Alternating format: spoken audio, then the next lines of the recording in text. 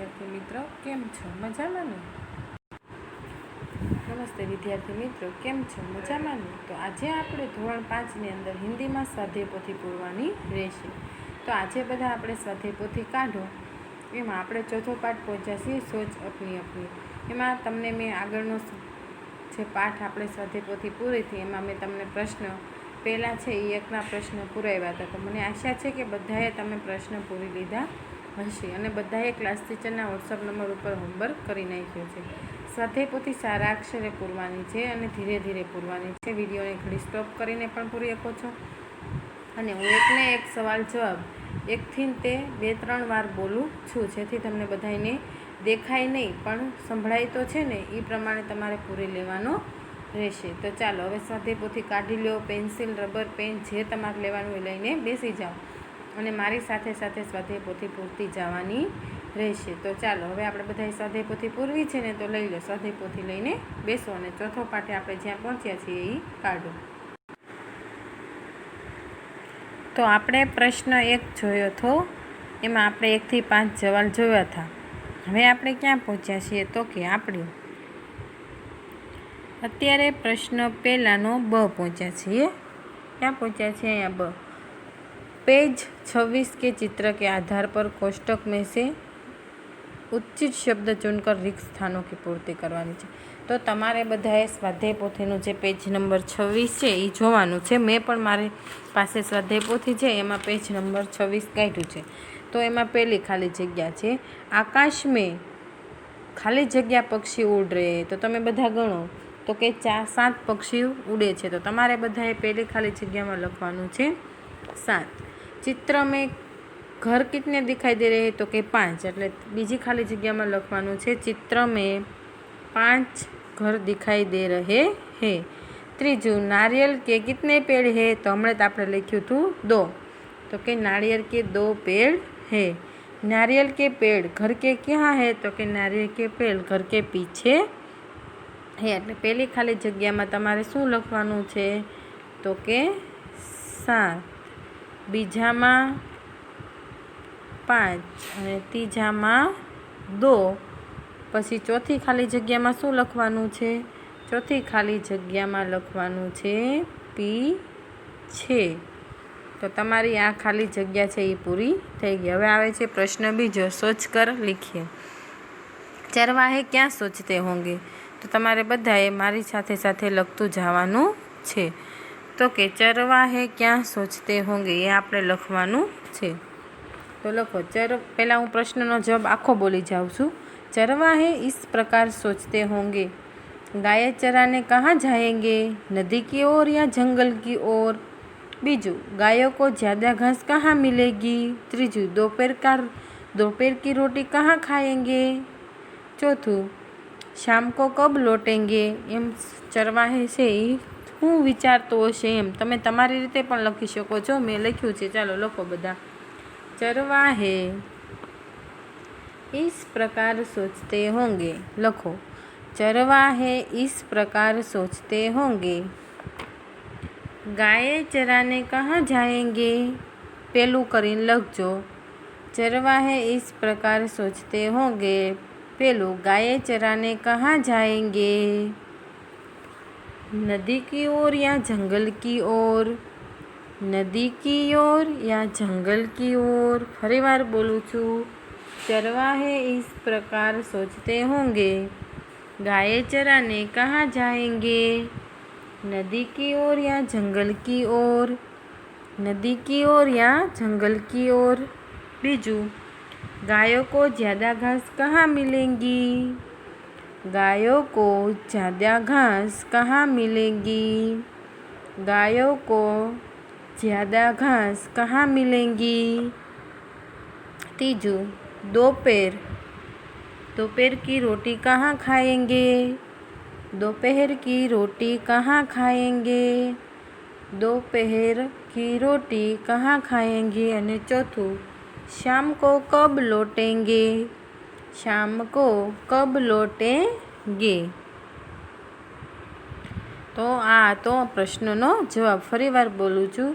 चरवाहे इस प्रकार सोचते होंगे पेलू गाय चराने कहाँ जाएंगे, नदी की ओर या जंगल की ओर। गायों को ज़्यादा घास कहाँ मिलेंगी। પછી કહે છે दोपहर की रोटी कहाँ खाएंगे, शाम को कब लौटेंगे। આવું બધું છે એ ચરવાહા વિચારતા હોય છે। બીજો સવાલ, सूरज निकलने पर क्या क्या होता है। તો કે જ્યારે આપણે સવાર પડી જાય છે, સૂર્યોદય થઈ જાય છે ત્યારે શું શું થાય છે, તો ચિત્રમાં જોયું। તો પહેલાં બોલું છું। सूरज निकलने पर पेलू चिड़िया चहचहाती है, चिड़िया चहचहाती है।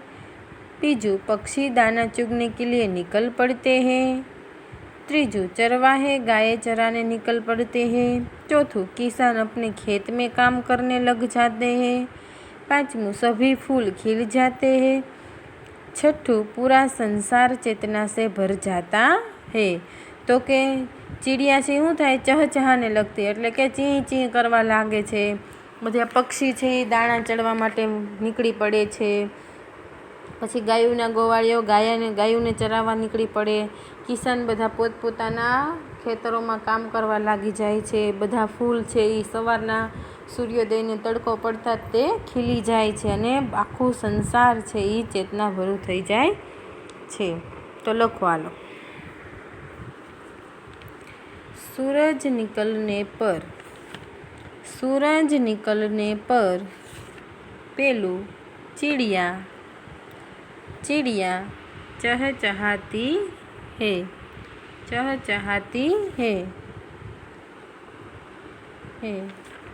હવે લખો બીજું, पक्षी दाना चुगने के लिए निकल पड़ते हैं। पक्षी दाना चुगने के लिए अथवा तो पक्षी दाना चुगने निकल पड़ते हैं। पक्षी दाना चुगने निकल पड़ते हैं। त्रीजू चरवाहे गाय चराने निकल पड़ते हैं। चरवाहे गाय चराने निकल पड़ते हैं। चरवाहे गाय चराने निकल पड़ते हैं। चौथू किसान अपनी खेत में काम करने लग जाते हैं। किसान अपने खेत में काम करने लग जाते हैं। किसान अपने खेत में काम करने लग जाते हैं।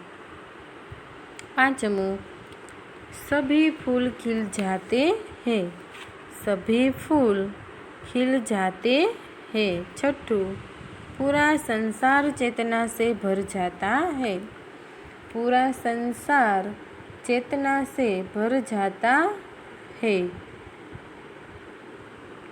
હવે આ પ્રશ્નનો જવાબ આપણે લખી નાખ્યો। હવે આપણે શું કરવાનું છે, તો કે બીજો છે, तुम बगीचे में होते तो क्या करते। તો કે તમે બગીચામાં હોય તો તમે શું કરો, એ તમારે આ પ્રશ્ન છે એ હોમવર્કમાં રહેશે। कि बगीचे में हूँ हो तो रंग बिरंगी फूलों की जी भर के खुशबू लेती, फूलों की सुंदरता देखती, रंग बिरंगी तितलियाँ देखती, झूले पर झूलती। एम तमारे जे तमने बगीचामां जाओ त्यारे करो छो तमे ई तमारे प्रश्न लखवानो रहेशे। हवे आपणे आव्या छीए प्रश्न बीजो। तो बीजा प्रश्नमा आपणे कीधुं छे के टोपीवाला और बंदर कहानी के आधार पर सही विधान के सामने साचू का એટલે કે હાચાની નિશાની અને ગલત વિધાન કે સામે ખોટાનું ચિહ્ન કરવાનું રહેશે। તો પહેલું વાક્ય છે, પહેલું વાક્ય શું છે, व्यापारी कपड़े ले जा रहा है। तो व्यापारी कपड़े ले जा रहा था, तो कि नहीं, ये तो टोपिया ले जाए छे। तो आ वाक्य केवुं छे, खोटું। व्यापारी टोकरी पेड़ के नीचे रखता है। तो व्यापारी है ये टोपिया भरी टोकरी पेड़ के नीचे रखता था, तो कि हाँ, तो ये साचू। पेड़ के ऊपर बंदर है। तो पेड़ के ऊपर बंदर था, तो कि हाँ साचू। बंदरों ने कपड़े ले लिए, तो कि नहीं, बंदरों ने कपड़े लिए नहीं, एटले ये खोटू। हवे आवे छे, व्यापारी ने अपनी टोपी उतार कर नीचे फेंक दी। तो कि हाँ, व्यापारी ने शू कर्युं हतुं, पोते टोपी पहेरी थी नीचे जमीन पर फेंकी दीधी, एटले एमां आवशे શું આવશે? સાચું. હવે આપણે એના સામેના બોક્સ છે એમાં જોઈ લઈએ. તો કે પહેલાંમાં ખોટું, જો અહીંયા આપણે કરેલું જ છે, તમારે આ રીતે કરી નાખવાનું રહેશે. પહેલાંમાં ખોટું, પછી બીજામાં શું કર્યું છે? સાચું, ત્રીજામાં સાચું, ચોથામાં ખોટું અને પાંચમામાં સાચું. અહીંયા જો તમારે સવાલના જવાબ લખેલા છે.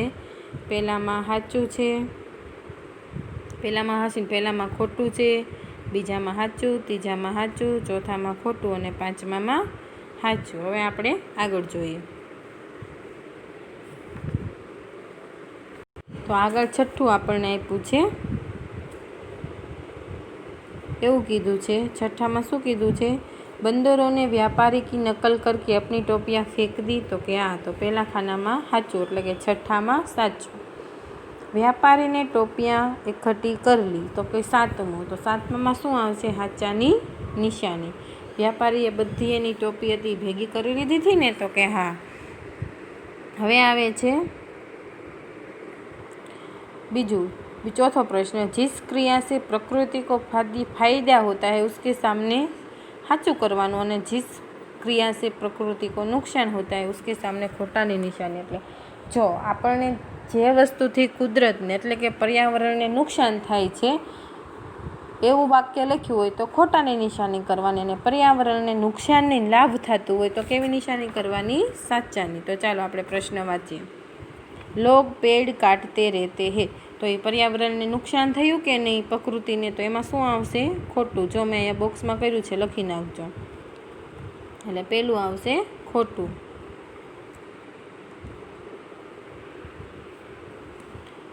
આશા પાણી સે ખિલવાડ કરતી હે. તો પાણી બગાડવું જોઈએ?